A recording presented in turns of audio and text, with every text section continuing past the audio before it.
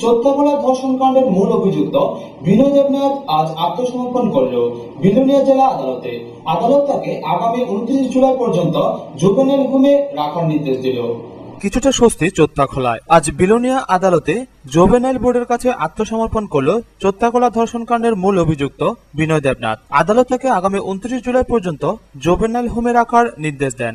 অপরদিকে সাব্রমের কলাছড়ায় লুকিয়ে থাকা ধর্ষক বিনয়ের শিক্ষক পিতা অন্যতম অভিযুক্ত ধনেশ্বর দেবনাথকে গ্রেপ্তার করল মনোবাজার থানার পুলিশ। পুরান রাজবাড়ী থানার বার্তা পেয়ে রাত 10:30 নাগাদ কলাছড়ার উত্তরপাড়ায় হানা দেয় পুলিশ। ওসি ফিরোজ মিয়া এসআই রতন বণিক সম্পর্কে ধনেশ্বরের ভাগ্নে রঞ্জন দেবনাথের বাড়িতে ঢোকার মুখেই ধরে ফেলেন অভিযুক্ত ধনেশ্বরকে। গতকাল ভোরবেলা তাকে পিয়ারবাড়ি থানায় এনে দুপুরে বিলোনিয়া কোর্টে হাজির করানো হয়। বিকেলের দিকে বিচারক ধৃত ব্যক্তিকে 4 দিনের পুলিশ রিমান্ডে পাঠিয়ে দেন। উল্লেখ্য, গত 26 জুন চোত্তাখোলার এই শিক্ষকের ছেলে বিনয় সহপাঠী এক মেধাবী ছাত্রীকে ধর্ষণ করে এবং নগ্ন ভিডিও মোবাইলে তুলে ফেলে। পরে তা ছড়িয়ে পড়ে সর্বত্র। ঘটনা জানাজানি হতেই চাঞ্চল্য ছড়িয়ে পড়ে বিলোনিয়া মহকুমা জুড়ে। দরিদ্র ওই ছাত্রীর পরিবারকে নানাভাবে হুমকি, ভয় দেখানো এসব করতে থাকে ধনেশ্বর দেবনাথরা। প্রভাবশালী পরিবারের বলে স্থানীয় নেতাদের বেশিরভাগই পরিবারটির পাশে দাঁড়াতে ইতস্তত করছিল। গণতান্ত্রিক নারী সমিতির বিলোনিয়ার বিভাগীয় নেত্রীদের সাহায্য এবং এলাকাবাসীর সাহস পেয়ে গত 7 তারিখ মামলা হয় বিনয় ও তার বাবার নামে।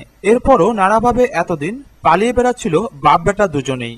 চোত্তাখোলাবাসীর জোরদার প্রতিবাদ আর পুলিশের তৎপরতায় অবশেষে ধরা পড়ল অভিযুক্ত দুজনেই। মনোবাজার থানার এসআই রতনচন্দ্র বণিক জানিয়েছেন, গোপন খবরের ভিত্তিতেই ধনেশ্বরকে আটক করা সম্ভব হয়েছে। নির্যাতিতা মেয়েটির পরিবারও এ খবরে কিছুটা আশান্বিত যে এবারে অপরাধীদের সাজা হবেই। একজনই জুভেনাইল 16 বছর 2 মাস যে মাধ্যমিকের অ্যাডমিট কার্ড ওরা প্রডিউস করেছে ডিফেন্স, সেই মূলে তাকে 29 তারিখ পর্যন্ত হোমে রাখা হবে নরসিংহর হোম। মূল যে অ্যাকিউজড বিনয় দেবনাথ আজকে মাননীয় জুভেনাইল জাস্টিস বোর্ডে আত্মসমর্পণ করেছে এবং মাননীয় বোর্ডের কাছে আমরা প্রসিকিউশনের পক্ষ থেকে তাকে তদন্তের স্বার্থে পুলিশের হেফাজত চেয়েছিলাম, কিন্তু মাননীয় বোর্ড সেটা আমাদের গ্রহণ করেন নাই। তবে তাকে বেল দেওয়া হয় নাই, তাকে হোমে রাখার আদেশ পাস করেছেন। 29 তারিখ পর্যন্ত হোমে রাখার জন্য মাননীয় বোর্ড আদেশ সিদ্ধান্ত দিয়েছেন, আদেশ করেছেন। এই ঘটনার সাথে অন্য কেউ জড়িত আছে কিনা এই ব্যাপারে? এই মামলার সাথে অ্যাকিউজড আছে, কো অ্যাকিউজড আছে ওর বাবা ধনেশ্বর দেবনাথ। ওনাকে গতকাল পুলিশ অ্যারেস্ট করে কোর্টে প্রডিউস করেছেন এবং মাননীয় আদালত তাকে 4 দিনের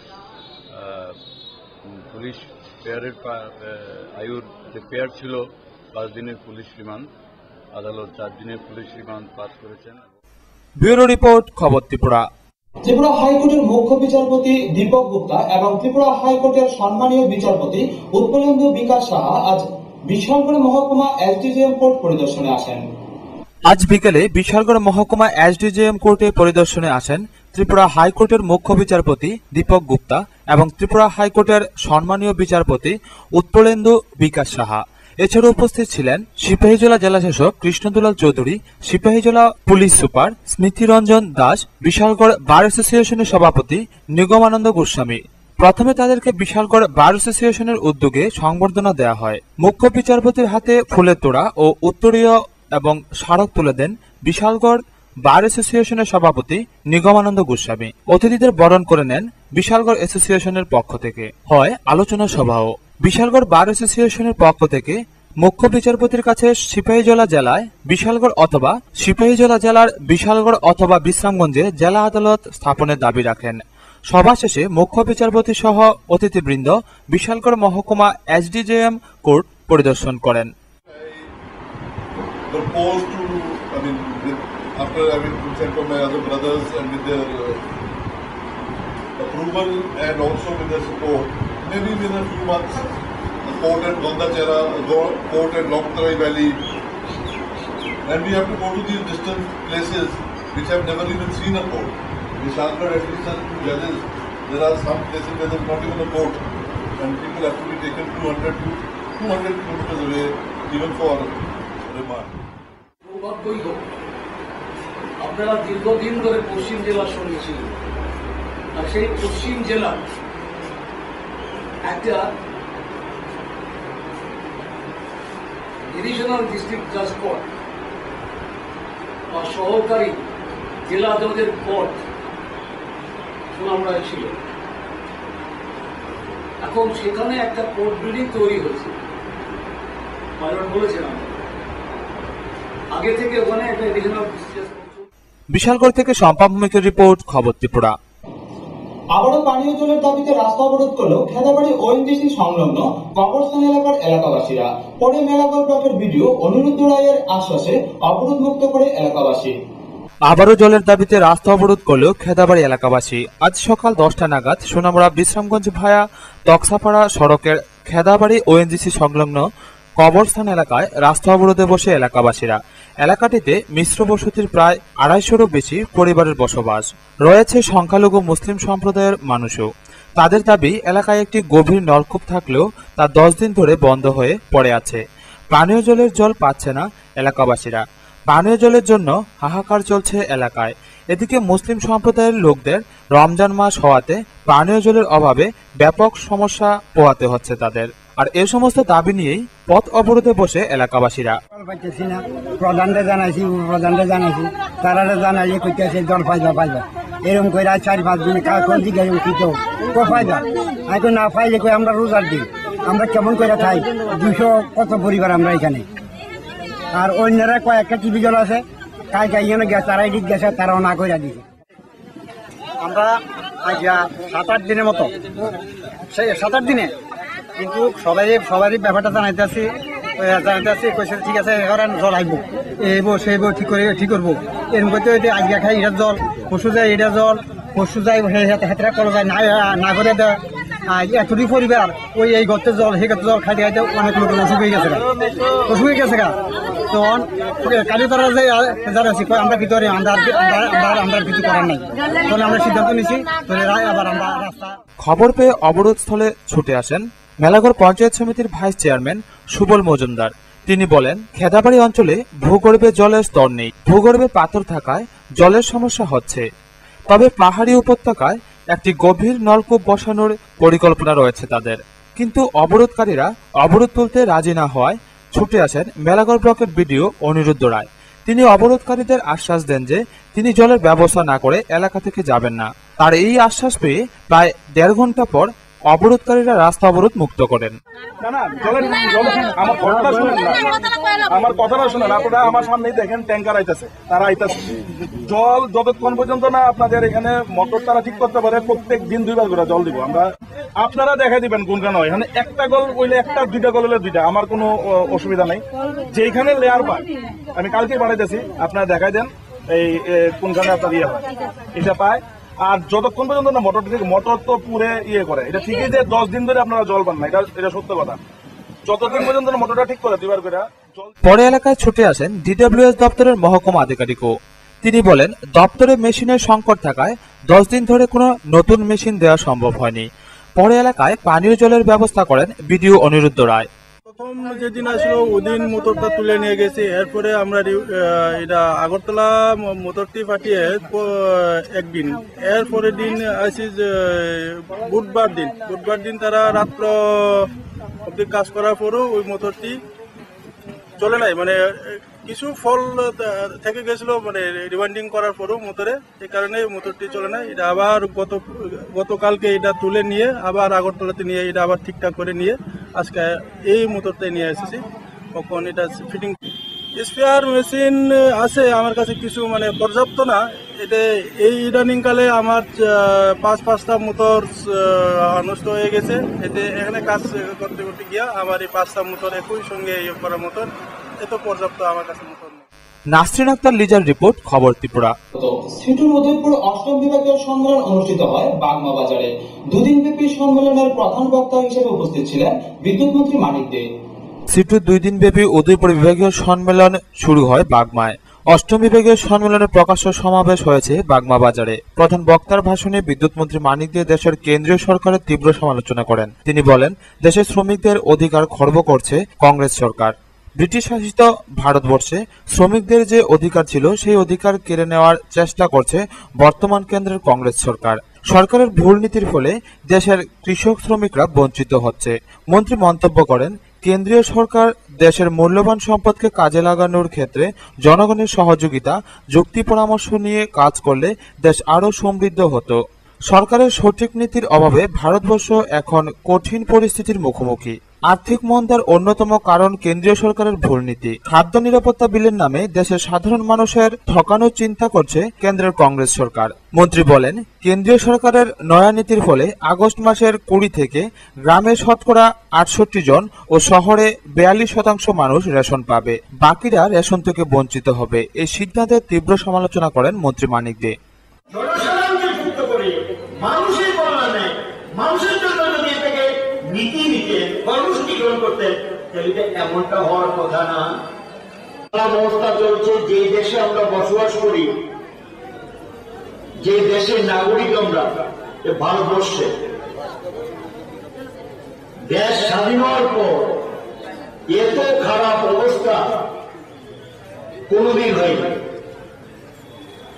এর থেকে বেরিয়ে আসবে এমন কোন দিশা বা এমন কোন পথ যে দলটা কেন্দ্রে সরকার চালাচ্ছেন কংগ্রেস দল, মানুষের সামনে তুলে ধরতে সম্পূর্ণভাবে ব্যর্থ হয়েছে। উদয়পুর থেকে বাণীব্রত দত্তের রিপোর্ট, খবর ত্রিপুরা। রেলের 4 দফা দাবি সমর্থনে কমলাসাগর বিধানসভা এলাকার মধুপুরে ডিওয়াইএফআই ও ডিওয়াইএফআই কর্মীরা এক বাইক র্যালি সংগঠিত করে। রেলের 4 দফা দাবির সমর্থনে আজ কমলাসাগর বিধানসভার মধুপুর অঞ্চল কমিটির উদ্যোগে এক বাইক র্যালি করা হয়। আগরতলা থেকে সাবরুম বটগেছের দাবি, রেলের দ্রুত সম্প্রসারণ ইত্যাদি দাবি সমর্থনে আগামীকাল কমলাসাগর বিধানসভার মধুপুর বাজারে এক জনসভা অনুষ্ঠিত হবে। তারই অঙ্গ হিসেবে আজ কমলাসাগর বিধানসভার বিভিন্ন অঞ্চলে এক বাইক র্যালি করা হয়। বাইক র্যালিতে ডিওয়াইএফআই ও টিওয়াইএফআই এর কর্মীরা অংশগ্রহণ করে। বিশালগড় থেকে শম্পা ভৌমিকের রিপোর্ট, খবর ত্রিপুরা। কমলপুরের সূচনা চিটফান্ডের আমানতকারীদের উপর জমি দালালের হামলা, এতে আহত হয় 3 জন আমানতকারী। পালিয়ে যাওয়া চিটফান্ড সংস্থা সূচনা রিয়েলিটি প্রাইভেট লিমিটেড জমি দখল নিতে মরিয়া হয়ে উঠেছে এক শ্রেণী জমি দালাল। তারা অসহায় আমানতকারীদের 32খানি রাবার বাগান দুর্বলতার সুযোগ নিয়ে নিজের বলে দাবি করে ভূ পাওয়ার অফ অ্যাটর্নি করে নেয় এবং দা লাঠি নিয়ে আজ আমানতকারীদের উপর সংঘবদ্ধভাবে হামলা চালায়। নোয়াগাঁও পঞ্চায়েতে আমিনটিলা এলাকায় তাতে 3 জন গুরুতর আহত হয়। আমানতকারীর পক্ষ থেকে টানা 4 ঘন্টা থানায় বিক্ষোভ প্রদর্শন করা হয় এবং জমি দালাল প্রদীপ রায়ের বিরুদ্ধে থানায় লিখিত অভিযোগ করা হয়। প্রদীপ রায়কে গ্রেপ্তার করার জন্য শতাধিক পুরুষ মহিলা থানায় 4 ঘন্টা বিক্ষোভ প্রদর্শন করে। আমানতকারী শঙ্করী দেবনাথ, নন্দলাল দাস, রিকেন্দ্র মালাকার অভিযোগ করেন, তারা দীর্ঘদিন ধরে রাবার বাগান পরিচর্যা করত। হঠাৎ আজ সকাল 10টা নাগাদ জমি দালাল প্রদীপ রায়ের নেতৃত্বে 25 থেকে 30 জন লোক দা লাঠি নিয়ে তাদের উপর হামলা চালায়। তারা কোনোরকম পালিয়ে গিয়ে প্রাণে রক্ষা পায়। আমানতকারীদের বক্তব্য, জমি দালাল ভূ জমির কাগজ করে সূচনার জমি দখল নিতে চায়। এ ব্যাপারে আমানতকারীদের পক্ষ থেকে এসডিএম কোর্টে পূর্বে জমি দালাল প্রদীপ রায়ের বিরুদ্ধে মামলা করা হয়েছিল। প্রসঙ্গত 1.5 বছর আগে সূচনা রিয়েলিটি কর্ণধার সুনীত দাস আমানতকারীদের লক্ষ লক্ষ টাকা ছিনতাই করে পালিয়ে যায়। এর মধ্যে কেটা করছে যে তারা 7-8 জন লোকে আইয়া যখন বৌদির শাড়ির মধ্যে ধরিয়া টানটানি করছে, করার পরে আমি পাশেতে গিয়া আমারে তারা লাঠি দিয়ে ফিরছে এবং আমার শার্টও ছিঁড়িয়া এই অবস্থা করছে। আমি এখন হাঁটতে পারি না, পাওয়া আছে, না আছে, মাথায় উঠে পিঠে উঠে বাড়িয়েছে। স্যার বড় বড় লম্বা লম্বা দা, তারপরে কাঠের সেলি, তাছাড়া বন্ধু টন্ধু নিয়ে সবাই আছে, ছুরি কাছে যা পারে যা পাড়ার প্রতিবেশীর ছেলে মেয়ে সবাই আইয়া করছে। যখন আমার শাড়ি দিয়ে টানাটানি করতেছে তারা, তখন সময় ভদ্ররকম ভাই গেছে আমার আটকাইতো, তখন সময় দেখা গেল যে তারা ওরেও মাইরা শার্ট ছিঁড়া দিছে, আমার যখন ফালাইছে। আমিন টিলার 32খানি রাবার গাছ, 5খানি জলাশয়কে আঁকড়ে ধরে বাঁচার স্বপ্ন দেখেছিল গরিব মেহনতি আমানতকারীরা। সেজন্য 1100-র বেশি এজেন্ট আমানতকারী প্রায়ই বাগানে শ্রম দিয়ে বাগান পরিচর্যা করত। শেষ পর্যন্ত কমলপুরের বিখ্যাত জমি দালাল প্রদীপ রায়ের লোভ গিয়ে পড়ল বাগানের উপর। সে 2 নম্বরই কাগজ বের করে বিতর্কিত জমি দখল নিতে চাইছে। এই ঘটনায় পুলিশের কোনো ভূমিকা না থাকায় কমলপুরের মানুষের মধ্যে ছিছি রব বইছে। কমলপুরের মানুষ চাইছে পুলিশ জমি দালালের নিকট মাথা নত না করে 1100 গরিব মেহনতি মানুষের দিকে তাকাক। ওই এজেন্সি আমরা দেখেন মানুষের কাছে গেছি সময় আমরা জানি আমরা সূচনার বাগান আছে, এটাই হচ্ছে সূচনার বাগানটাই হচ্ছে সম্পদ। আজকে পর্যন্ত আমরা আমানতকারীর টাকা পয়সা সব কিছু এই বাগান দেখে দেখে আমরা আজকে পর্যন্ত আমরা বাচ্চা আছি। আমরা ওখানে সম্পদ রইয়া গেছে এই জায়গার মধ্যে। আমরা প্রদীপ রায় কইয়ারি তাই না আমরা জীবনে দেখছিও না চিনিও না, তাই না হঠাৎ করিয়ারি আমরা এমডির লোকে হাতত করিয়ারি বাগানটা দখল নিয়ে আনিছে। এবং আমরা মিশিংটা বাগান থেকে উঠে তাই না কোন জায়গাতে রাখছে মিশিংটা পাইতে আসি না, 2টা মিশিং বাগানের এটা পাইতে আসি না।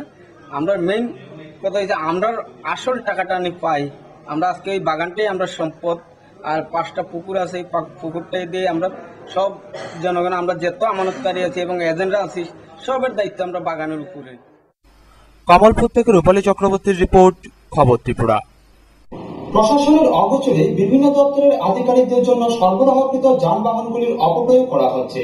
খোয়াই নিপেন চক্রবর্তী এভিনিউতে মোটর শ্রমিকদের তৎপরতায় ডিরেক্টর অফ স্কুল এডুকেশনের জন্য সরবরাহ করা একটি মারুতি ভ্যানকে যাত্রী বহন করার মুহূর্তে বাধা দেওয়া হয়। খোয়াই জেলাতে যাত্রীদের তুলনায় যানবাহনের সংখ্যা অত্যন্ত কম থাকায় যাত্রীদের দুর্ভোগ ছিল চরমে, বিশেষ করে অফিস টাইমে। আর সেই সুযোগকে কাজে লাগিয়ে ডিরেক্টর অফ স্কুল এডুকেশনের জন্য সরবরাহ করা TR01M 0788 নম্বরের একটি মারুতি ভ্যান বেআইনিভাবে যাত্রী সেবায় নিয়োজিত হয়ে পড়ে। বিভিন্ন সময়ে রাজ্য তথা খোয়াই জেলাতেও এরকম দৃষ্টান্ত বহু মিলেছে। দেখা গেছে প্রশাসনের অগোচরেই বিভিন্ন দপ্তরের আধিকারিকদের জন্য সরবরাহকৃত যানবাহনগুলির অপপ্রয়োগ করা হচ্ছে। ব্যক্তিগত কাজে কিংবা যাত্রী বহনের মতো বেআইনি কাজেও ব্যবহার হয়ে থাকে, অথচ সেক্ষেত্রে কোনো বৈধ অনুমতি ছাড়াই রাস্তায় বেরিয়ে পড়ে প্রশাসনের কাজে ব্যবহৃত গাড়িগুলি। ওই দিন খোয়াই নিপেন চক্রবর্তী এভিনিউতে মোটর শ্রমিকদের তৎপরতায় ডিরেক্টর অফ স্কুল এডুকেশনের জন্য সরবরাহ করা TR01M 0788 নম্বরের একটি মারুতি ভ্যানকে যাত্রী বহন করার মুহূর্তে বাধা দেওয়া হয়। উক্ত গাড়িটির চালক স্বপন দে ডিরেক্টর অফ স্কুল এডুকেশন ডিপার্টমেন্টের অগোচরেই যাত্রী বহন করে অধিক ফায়দা লুটার জন্য আগরতলা থেকে বেশি ভাড়া বসুল করে খোয়াইতে আসে। গাড়ির মালিকের নাম টিঙ্কু বণিক, বাড়ি আগরতলা জিবি বাজার। ঘটনার বিস্তারিত তথ্য জানতে আমরা সাক্ষাৎ করলাম গাড়ি চালক স্বপনদের সাথে। আমি আগরতলাতে আছি। প্যাসেঞ্জার নিয়েছেন তো? প্যাসেঞ্জার না রিজার্ভ হইল, আমার রিজার্ভ অফিসের স্টাফ। অফিসটা আপনার তো এটা সরকারি ভাড়া, স্কুল অফ এডুকেশনের কাছে ভাড়া দেওয়া গাড়ি। ভাড়া বলতে এখন ভাড়া নাই। আপনার সাইনবোর্ড তো রয়েছে সামনে। সাইনবোর্ডটা আমি দেখার ছিল, ভাড়া এটার পরিবর্তে আরেকটা গাড়ি দেওয়া হয়েছে। প্রশ্ন এটা মানে সাইনবোর্ডটা আছে তো? তাহলে আপনি প্যাসেঞ্জার নিয়ে এটা সাইনবোর্ডটা আগে বলতে আমি রিজার্ভ আছি। রিজার্ভ আছেন? আপনি তো এটা প্রাইভেট কার, আপনি তো রিজার্ভ নিয়ে আইতে পারেন না। তারা তো অফিসের স্টাফ, তারা গাড়ি পাইতেছে না, আমার রিকোয়েস্ট করার পরে আমি বুঝছেন এসি। এরপরে তো আমি আইসি, তারপরে ওই ব্যাগের সামনে নামে দিয়ে আমি এখানে পাঁচজন সময় যাইছি ধারণা করে। কিন্তু অনেক লোক তারা এখান থেকে দৌড়ে গেছে, মানে গাড়িটা যাইবে আগরতলা থেকে দৌড়ে গেছে। কই যাবেন? আমি তো আগরতলা কাউন্টার বলে আমি ঠিক আছে পেলে উঠেন। ভাড়া কত চাইছেন? ভাড়া আমি তো মানে সত্যি রুটের ভাড়া তো আমার জানা নেই। আমি আমার আইডিয়া স্বরূপ আমি চাইছি 80 টাকা করে দিই। 80 টাকা ভাড়া চাইছেন? মানে খোয়াই থেকে আগরতলা? আমি চাইছি 80 টাকা করে দিই, না 80 টাকা করে না 70 টাকা করে। তারপরে আমি গাড়ি স্টার্ট হচ্ছে তাই নিয়ে গেছে এই ঘরের মানে ঘর থেকে সেক্রেটারি নাকি আমি ঠিক করতে পারতাম না, তাই নিয়ে গেছে গিয়ে সেটা আমার গাড়ির প্রথম চাবিটা নিয়েছে। চাবিটা নেওয়ার পরে তুই ঘরে আমি ভালো মতো গেছিলাম, তাই পেছনে আসছি। আমার পরে এখানে বসি, আমার পরে কে কইছে প্যাসেঞ্জার বুঝি কেউ তো পয়সা না। তো কেউ যদি না গেছে তুই প্রাইভেট গাড়িতে বেজারে যাবি দেবে, আমি তো জামু খালি আগরতলা, তারাও গাড়ি নাই, এখানে অসুবিধা পড়ছে। আচ্ছা ঠিক আছে এই বললে আমি তারা উঠেছি পরে তারা জামু বাদি এমন সময় না তোর গাড়ি গেছে, তুই এখন বয়ে থাক, যাওয়ানোর পরে বিকাল হইব, বিকাল সন্ধ্যার সময় যাবি, তখন যাই তিনি। আমি দেখেন আমি হয়তো আমার ভুল হয়ে গেছে, প্যাসেঞ্জার না নেওয়া আমার ঠিক আছে, ভুলে গেছে আমার কোনো জানা আমি খেলে গেছি কোনো হইতো না বিকালে সন্ধ্যে সময় প্রাইভেট গাড়ি আপনি প্যাসেঞ্জার টিপ দিতে পারেন না? না আপনার সিন্ডিকেটের ব্যাপারে কোনো অনুমতি দিছে কি আপনার? না না হ্যাঁ, আপনি রিজার্ভ নিয়ে আইছেন, আপনি কি বলেন এটা কি আপনার অনলাইন? অন্যায় পুরোটাই অন্যায়, কারণ হচ্ছে এটা সরকারি একটা প্লেট লাগানো আছে, ঠিক আছে, কিন্তু আমি ওইটা আমার মনে ওইটা নিয়েছি, আমি ওইটা আমাকে এটা একদম খাসে বলতে এখন অফিস নাই, হ্যাঁ, যার কারণে আমি এটা প্লেটটা খোলাটাই আমার মানে না খোলাটাই আমার সবচেয়ে বড় ভুল, আর পুরোপুরিটাই অন্যায়। গুরুত্বপূর্ণ দপ্তরগুলিতে সরবরাহকৃত যানবাহনগুলির দায়িত্বজ্ঞানহীন প্রয়োগের ফলে সংশ্লিষ্ট দপ্তরের অজান্তেই ভারী বিপদের সম্মুখীন হতে পারে দপ্তরগুলি।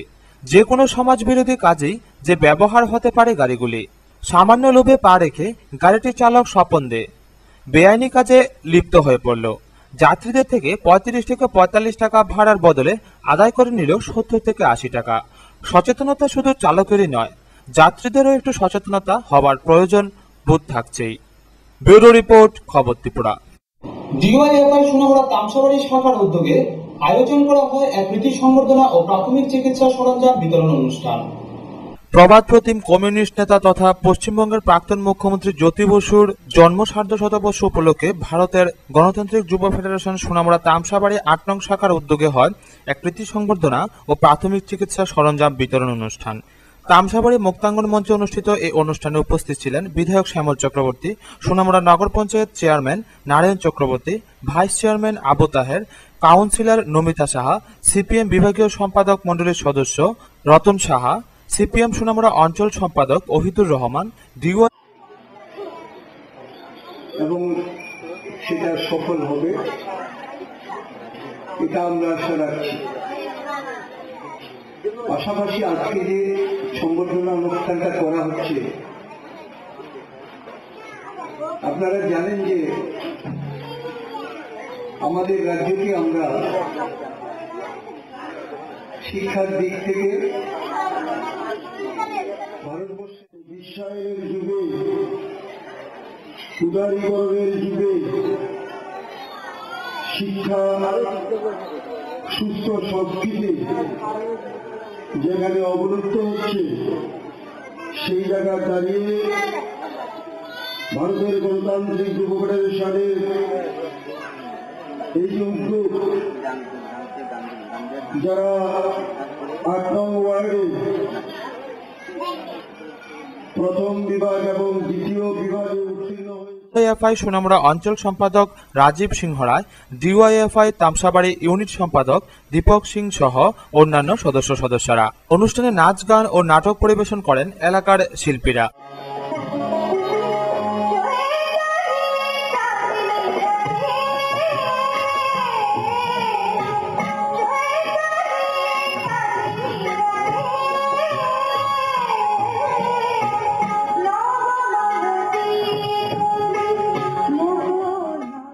অনুষ্ঠানে ইউনিটের মোট 7 জন কৃতীকে দেওয়া হয় সংবর্ধনা, যার মধ্যে 2013 সালের মাধ্যমিকে উত্তীর্ণ 3 জন এবং উচ্চ মাধ্যমিকে উত্তীর্ণ 4 জন।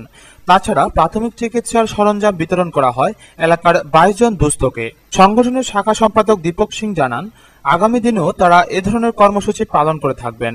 তিনি বলেন, ডিওএফআইয়ের প্রাথমিক কমিটির উদ্যোগে এক কর্মসূচি আহ্বান করা হয়, প্রীতি ও ফার্স্ট এজ বক্স বিতরণ। এই অনুষ্ঠানকে সাফল্যমণ্ডিত করার জন্য সংগ্রামী অভিনন্দন জানাই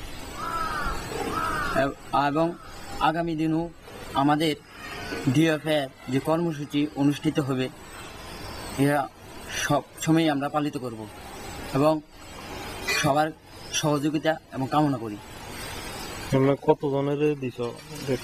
প্রীতি সম্বর্ধনা দিছি 7 জনের, মাধ্যমিকের 3 জন, 12-এর 4 জন। এটা কি তোমরা ইউনিটের? আমরা ইউনিটের। আচ্ছা, আর eight box? First aid box দেওয়া হয়েছে 22 জনকে।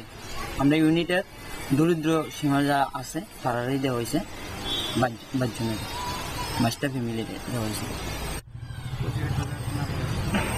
একটা অনুষ্ঠান, সাংস্কৃতিক অনুষ্ঠান ছিল, এর ভিতরে ছোটদের নাটক ও পরিষেবা এলাকার যতগুলো ছোট ছোট ছেলেগুলো আছে তাদেরকে নিয়ে নাটক ও পরিষেবা চালিত হয়েছিল। রতন দাসের রিপোর্ট, খবর ত্রিপুরা। আবারও রাস্তা ফুটপাত দখলমুক্ত করতে অভিযানে নামলো আগরতলা পুর পরিষদ। অভিযানে মোট 30টি দোকান ভাঙলো এএমসি টাস্ক ফোর্স। আবারও রাস্তার ফুটপাত দখলমুক্ত করতে অভিযানে নামলো আগরতলা পুর পরিষদ। আজ রাজধানীর দুর্গাবাড়ি সংলগ্ন ফুটপাত দখলমুক্ত করল পুর পরিষদের টাস্ক ফোর্স। ভেঙে দেওয়া হয় প্রায় 30টির মতো দোকান। অভিযোগ, তারা দীর্ঘদিন ধরেই ফুটপাত দখল করে বসেছিল। এদিকে এই অভিযানে যাদের দোকান ভাঙা হয়েছে সে সমস্ত দোকানিরা এএমসির কাছে তাদের ক্ষতিপূরণের দাবি করেছে। আর দাবি মানা না হলে তারা আন্দোলনে যাবার হুমকিও দেন। তবে এএমসি যে ফুটপাত দখলমুক্ত অভিযান জারি রাখবে তা আবারও প্রমাণিত হয়েছে আজকের এই অভিযানে। ব্যুরো রিপোর্ট, খবর ত্রিপুরা। ত্রিপুরেশ্বরী রাবার উৎপাদক সমিতির উদ্যোগে মির্জা কমিউনিটি হলে অনুষ্ঠিত হয় এক প্রশিক্ষণ শিবির। এতে 100 জন রাবার চাষীদের প্রশিক্ষণ দেওয়া হয়। গতকাল মির্জা কমিউনিটি হলে ত্রিপুরেশ্বরী রাবার উৎপাদক সমিতির উদ্যোগে হয় এক প্রশিক্ষণ শিবির। শিবিরের মূল উদ্দেশ্য ছিল উন্নত অত্যাধুনিক পদ্ধতির মাধ্যমে রাবারের গুণগত মানের বৃদ্ধি ঘটানো।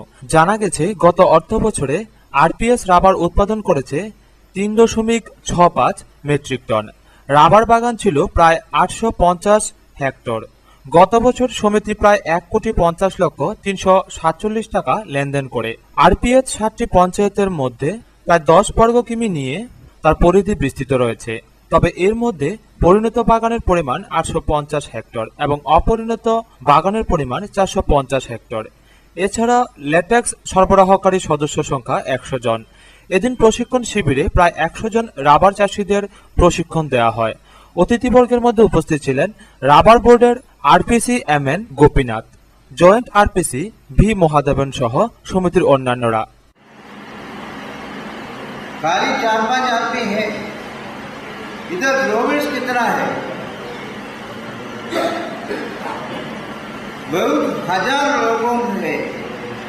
वो लोग को मदद करने के लिए रबर कोट के लिए एक आदमी का बगान में आके, एक आदमी का घर में आके कुछ करने नहीं। लेकिन आरपीएस का अंदर ऐसी एक मीटिंग होने से हम लोग को एक बार बोलने से 1000 आदमी को बात देने से। अभी देखो, रबर एक बढ़िया क्रॉप है, आपका चावल है, नहीं तो बनाना है। इधर रबर बागान के जन्मदेश बदल गए, लेकिन अभी एक सभी जगह में थाईलैंड, इंडोनेशिया, मलेशिया, इंडिया में लोग रबर बागान है। 50,000 के ऊपर विभिन्न रबर उत्पादन प्रोडक्ट्स है वर्ल्ड ओवर। इसमें भारत में कम से कम 85,000 विभिन्न products we are producing here. ये सबको हमको करना चाहिए।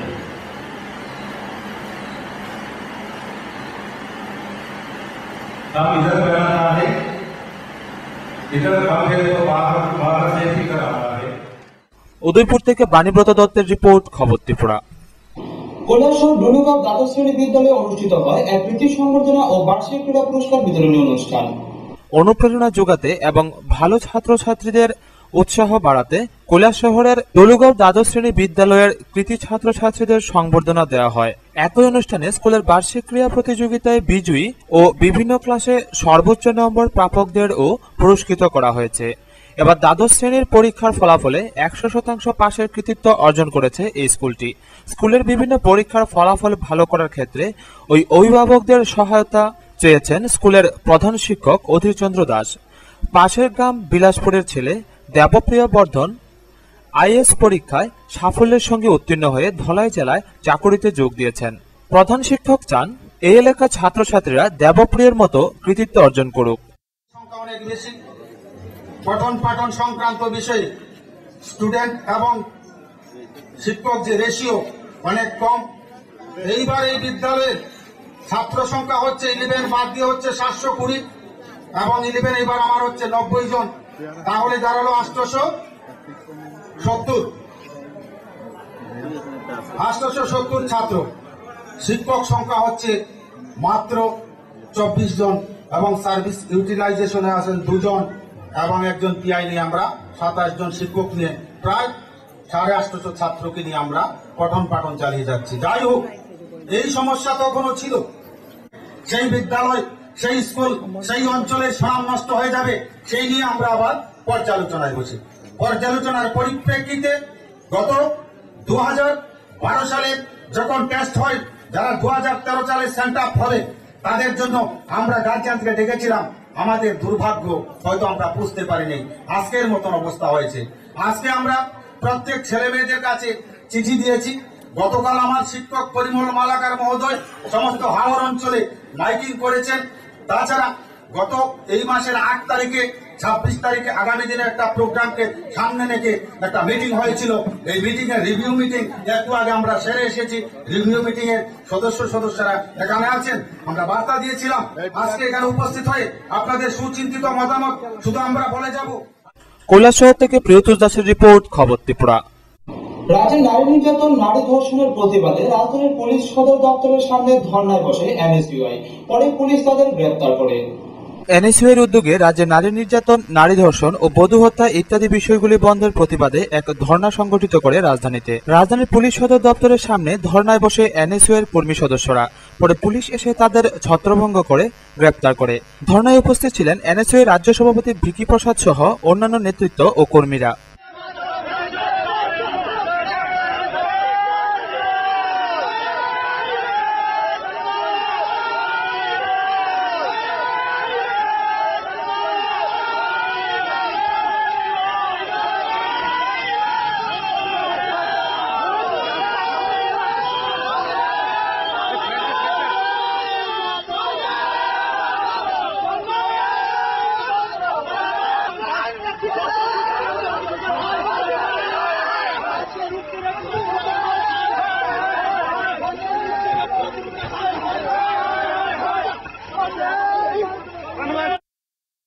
ব্যুরো রিপোর্ট, খবর ত্রিপুরা। সুনামুড়া ব্রাহ্মণ্য সামাজিক সংস্থার পক্ষ থেকে 6 দফা দাবি নিয়ে এক ডেপুটেশন প্রদান করেন সুনামুড়া নগর পঞ্চায়েতের চেয়ারপারসনের নিকট। সুনামুড়া ব্রাহ্মণ্য সামাজিক সংস্থার পক্ষ থেকে 6 দফা দাবি নিয়ে আজ এক ডেপুটেশন দেন সুনামুড়া নগর পঞ্চায়েতের চেয়ারম্যান নারায়ণ চক্রবর্তীর নিকট। মোট 10 জনের একটি প্রতিনিধি দল দাবিগুলি নিয়ে মিলিত হন চেয়ারম্যানের সঙ্গে। এই প্রতিনিধি দলের নেতৃত্বে ছিলেন সুনামুড়া ব্রাহ্মণ্য সামাজিক সংস্থার সম্পাদক সমর কৃষ্ণ চক্রবর্তী। তাদের দাবিগুলির মধ্যে উল্লেখযোগ্য ছিল প্রশিক্ষিত ব্রাহ্মণের অভাব থাকায় সুনামুড়ায় একটি ব্রাহ্মণ শাস্ত্রীয় প্রশিক্ষণ কেন্দ্র স্থাপন, ব্রাহ্মণদের বিভিন্ন প্রাপ্য সামগ্রী বিক্রি করার জন্য একটি নির্দিষ্ট বিক্রয় কেন্দ্র স্থাপন প্রভৃতি। চেয়ারম্যান নারায়ণ চক্রবর্তী তাদের এই দাবিগুলির যৌক্তিকতা স্বীকার করে তা পূরণের আশ্বাস দেন। আজকে সুনামুড়া ব্রাহ্মণ্য সমাজের সংস্থার পক্ষ থেকে আমরা 10 জনের একটি টিম সুনামুড়া নগর পঞ্চায়েতের চেয়ারম্যানের সঙ্গে 6 দফা দাবির ভিত্তিতে আমরা ওনার সঙ্গে 6 দফা দাবি নিয়ে আমরা আলোচনা করি এবং আমাদের দাবি গ্রহণযোগ্য বলেন মাননীয় চেয়ারপারসন এবং আমাদেরকে এই ন্যায্য দাবিগুলো পূরণের ক্ষেত্রে উনি সক্রিয় সহযোগিতা করবেন এই আশ্বাস প্রদান করেন এবং আমরা ওনার এই আশ্বাস পেয়ে আমরা সুনামুড়া ব্রাহ্মণ সমাজ আনন্দিত। কতজন আপনারা গেছিলেন? আমরা 10 জন সদস্য আমরা গেছি এবং আমি সম্পাদক হিসেবে ওনার হাতে সংস্থার এই 6 দফার দাবি সনদ তুলে দিই। ব্যুরো রিপোর্ট, খবর ত্রিপুরা। সারা রাজ্যের সাথে ধর্মনগরেও পালিত হয় উল্টো রথ। ধর্মনগর হরি মন্দির থেকে রথ যায় কালীবাড়িতে। সারা রাজ্যের সাথে উল্টো রথ পালিত হল ধর্মনগরেও। গতকাল ধর্মনগরের হরি মন্দির থেকে জগন্নাথ, সুভদ্রা ও বলরামকে নিয়ে রথ যায় কালীবাড়িতে। এই উল্টো রথকে কেন্দ্র করে ভক্তদের সমাগমও ছিল ভালো। কালীবাড়ি ও হরি মন্দিরটি ধর্মনগর শহরের প্রাণকেন্দ্রে থাকায় স্বভাবতই কয়েক হাজার মানুষের সমাগম হয়েছিল এই উল্টো রথে। উল্টো রথকে ঘিরে বসেছিল মেলাও। ব্যুরো রিপোর্ট, খবর ত্রিপুরা।